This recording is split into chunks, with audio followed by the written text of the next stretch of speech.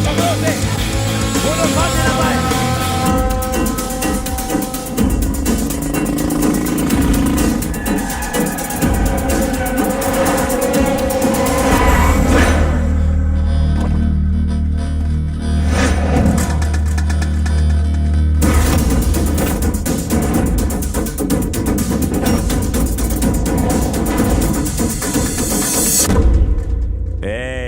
जाओ लड़की को उठा कर लाओ।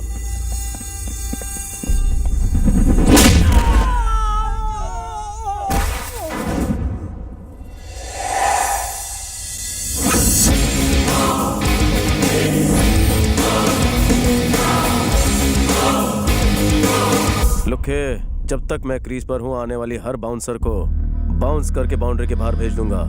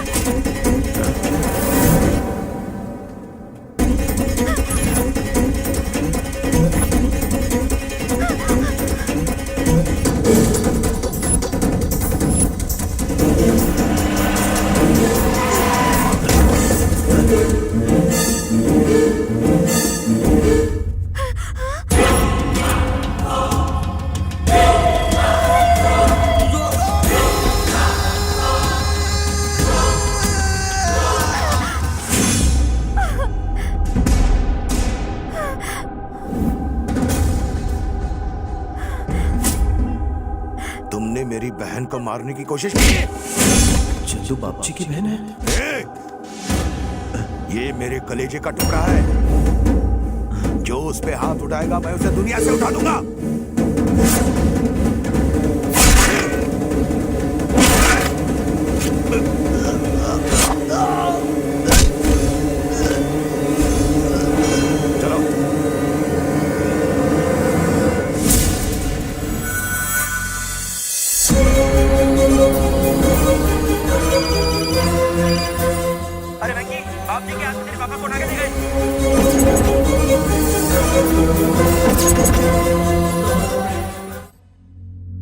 आप नहीं जानते कि ये किसी लड़के से प्यार करती है?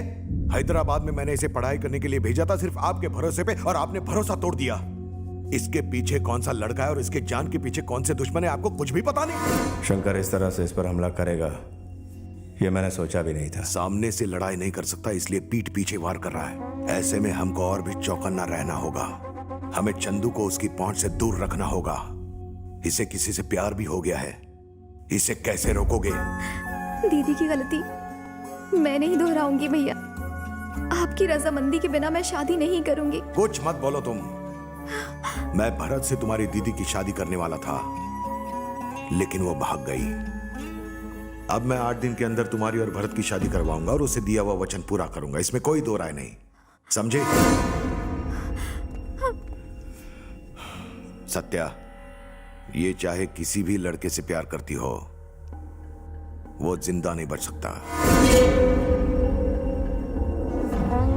बिना उसकी गर्दन काटे मैं इस शहर को नहीं छोड़ूंगा।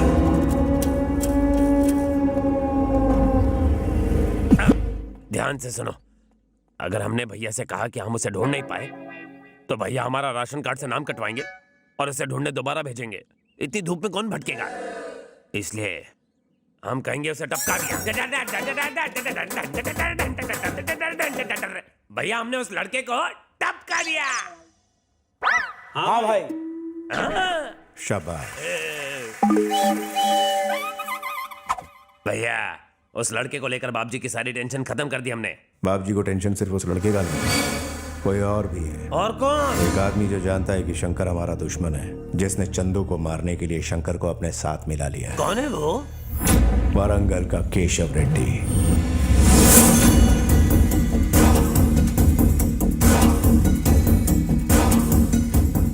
जो मेरे लिए काम करता है उसके लिए 100 खून भी माफ है, लेकिन मेरे खिलाफ काम करने वाला गद्दार कहलाएगा। या तो वो गद्दार अपना नाम बताए, नहीं तो 10 मिनट में मेरा फोन बजेगा और बाप जी को मेरा प्लान किसने लीक किया पता चल जाएगा। अगर ईमानदारी से अपना नाम बताओगे तो जीवन दान मिलेगा, नहीं तो गीदड़ की मौत मरोगे।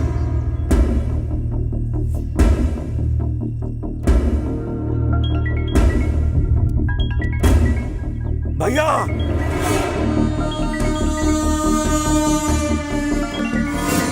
ओए मिश्रा, काम हो गया, फोन काट दे।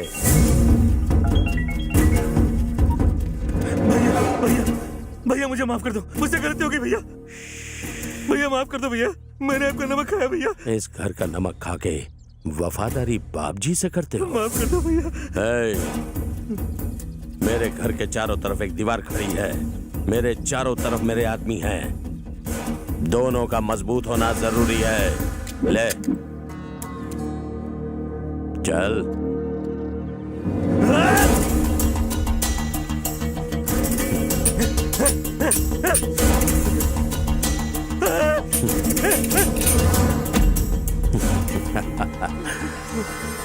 माफ कर दो भैया, माफ कर दो। अपनी वफादारी दिखाने का दूसरा मौका भी खो दिया। Last chance. खुद को मार, खुद को मार।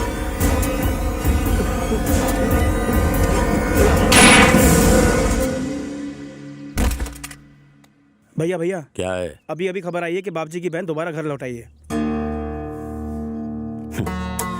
मौत से बचकर कोई कहां तक भागेगा?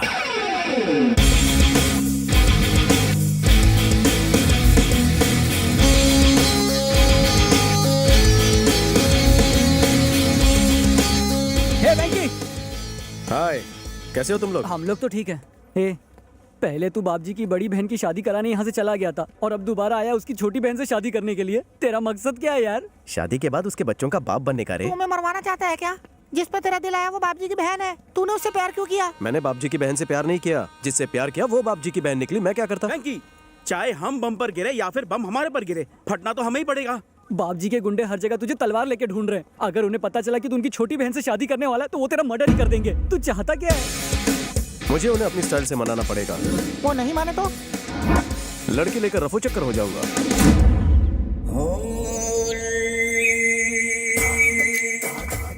तुम्हें मेरे बारे में कैसे पता चला? तुम्हें किसने कहा कि मैं जीएम क्लब में जुआ खेलने जाता हूँ? तुम्हारे बेटे ने।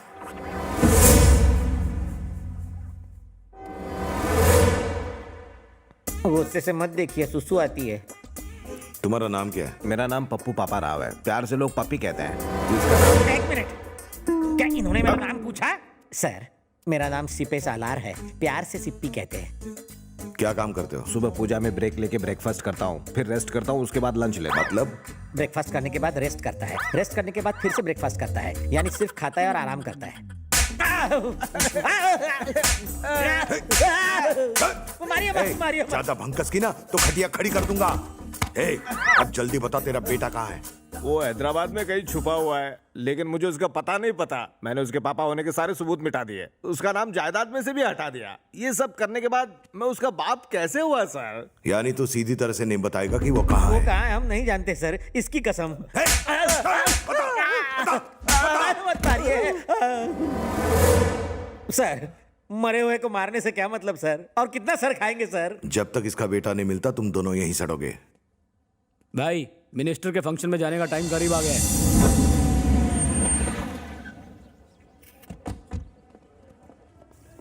नमस्ते। नमस्ते बाप जी। कैसे हो? सलाम कबूल करो।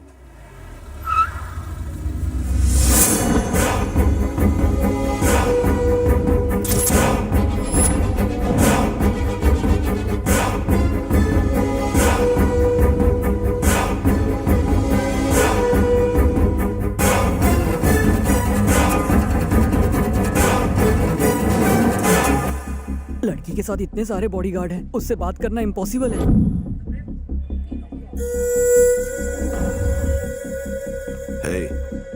सब लोग होशियार रहना। Thank you. अगर किसी ने चालाकी दिखाई तो उसे उड़ा देंगे। Smile please. मैडम आपसे कह रहा हूँ, स्माइल प्लीज। मैडम कैमरे की तरफ देखकर एक बार स्माइल तो कीजिए।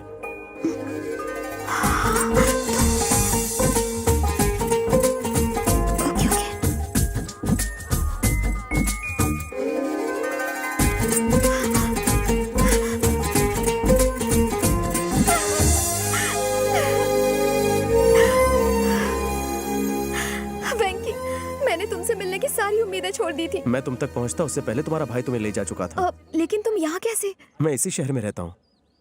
एक बात बताओ, हैदराबाद में तुम्हें मारने की कोशिश किसने की थी? कौन थे वो लोग? तुमने कभी केशव रेड्डी का नाम सुना है? मैं उसे जानता हूँ, वो फंक्शन में आया है। उसी केशव ने मुझे मारने की कोशिश की थी। पर क्यों? मेरे भैया और केशव रेड्डी एक दूसरे के दुश्मन हैं। उसकी और हमारी फैमिली के बीच पता नहीं कितने सालों से झगड़ा चल रहा है। एक दिन केशव रेड्डी अपनी बहन और रिश्तेदारों के साथ हमारे घर पर आया था।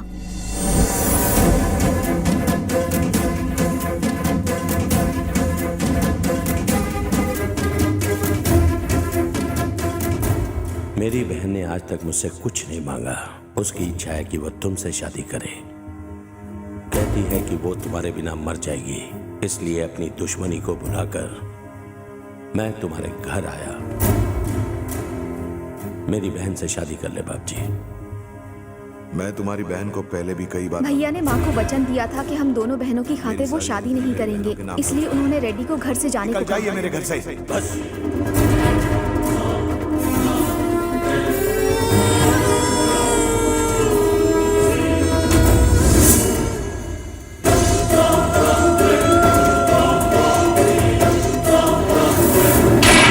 केशव रेड्डी की बहन इस सदमे को बर्दाश्त नहीं कर पाई और उसने आत्महत्या कर ली। बाप जी, तूने अपनी बहनों की खातिर मेरी बहन की जान ली। जब तक मैं तेरी दोनों बहनों की जान न ले लूं, चैन से नहीं बैठूंगा। मेरे भैया ने हम दोनों बहनों को माँ का भी प्यार दिया है, कभी किसी चीज की कमी नहीं होने दी। पर दीदी ने अपने स्वार्थ के लिए भैया का दिल दुखाया। वो किसी के साथ भाग गई। दीदी से ज्यादा गुस्सा तो भैया उस इंसान पर है जिसने दीदी को भगाकर उनकी शादी करवाई। भैया उसे जिंदा नहीं छोड़ेंगे। चंदू, मुझे कुछ कहना है।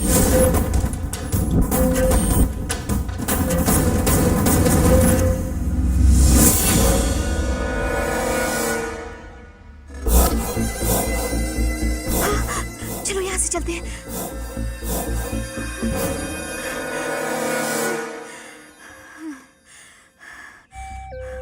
बहुत बड़ी गलती कर दी तुमने। जाने अनजाने में खुद को बहुत बड़ी मुसीबत में डाल दिया है। अगर मेरे भैया को पता चला कि मेरी दीदी को भगाने वाले तुम ही हो, तो वो हमारे प्यार को एक्सेप्ट नहीं करेंगे और मैं उनकी मर्जी के खिलाफ शादी नहीं करूंगी। मेरे भैया ने हमारे लिए अपनी सारी खुशियां कुर्बान कर दी। दीदी की वजह से भैया को कितने ताने सहने पड़े। मैं दोबारा ये गलती नहीं दोहराऊंगी। एक बहन होने के नाते तुमने जो कहा वो अपनी जगह बिल्कुल सही है, पर एक लवर होने के नाते मुझे भी कुछ करना होगा।